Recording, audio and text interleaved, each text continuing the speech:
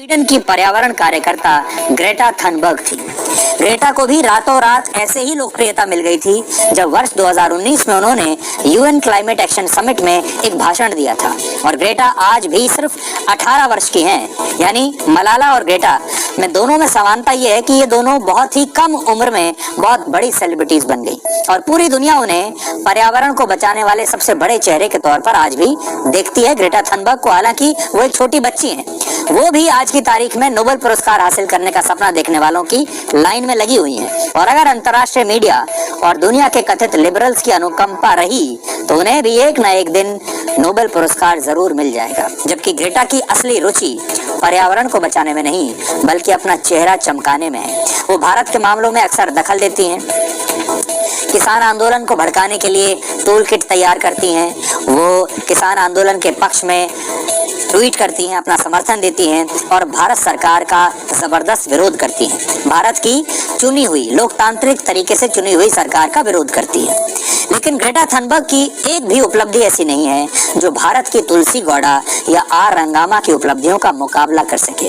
लेकिन फिर भी ग्रेटा और मलाला जैसे लोग पुरस्कार गैंग की सबसे लेटेस्ट पीढ़ी का हिस्सा बन जाते हैं।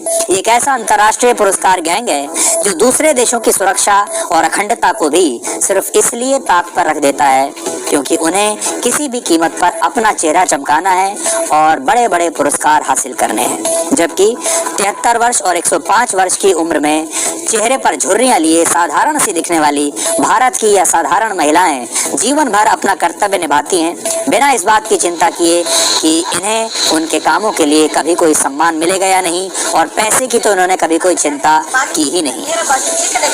इसलिए आज हम आपसे ये कहना चाहते हैं कि आप आंख बंद करके अपने देश की इन दो महिलाओं पर विश्वास कर सकते हैं। आज आपको ये जो बात कहेंगी कभी भी उससे पलटेंगी नहीं, कभी भी अपने विचारों को बदलेंगी नहीं।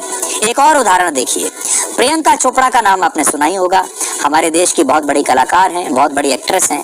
एंजेलिना जोली का नाम भी आपने सुना होगा, वो भी हॉलीवुड की बहुत बड़ी एक्ट्रेस हैं, बहुत बड़ी सेलिब्रिटी हैं, एक्टर हैं ये लोग।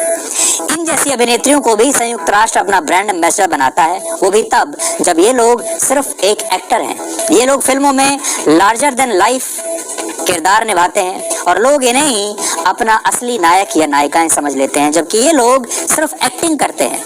ये लोग बहुत शक्तिशाली किरदार स्क्रीन पर आकर निभाते हैं। वो किरदार असल में किसी और के होते हैं, वो कहानियां किसी और की होती हैं, उन्हें लिखने वाला कोई और होता है, उनका निर्देशक कोई और होता है, सिर्फ चेहरा इनका होता है, लेकिन फिर भी पूरी लाइमलाइट इन्हीं को मिलती है। और इसी आधार पर दुनिया की बड़ी बड़ी अंतर्राष्ट्रीय संस्थाएं भी इन्हें अपना विशेष दूत नियुक्त करती हैं, जबकि असल में समाज के लिए इनका कोई विशेष योगदान कभी नहीं रहता। इसके पीछे जो एक बड़ी बात जो लोग बताते हैं वो ये कि वो बड़े बड़े इन्फ्लुएंसर्स को अपना विशेष दूत नियुक्त करना चाहते हैं, अपने ब्रांड एम्बेसडर नियुक्त करना चाहते हैं। आज जब हम आपको ये बात बता रहे हैं तो ये दुनिया भर की बड़ी संस्थाएं वापस हमसे मुड़कर यही कहेंगी कि सेलिब्रिटीज को इसलिए लिया जाता है क्योंकि करोड़ों लोग उन्हें फॉलो करते हैं ताकि वो हमारे संदेश का प्रचार कर सकें।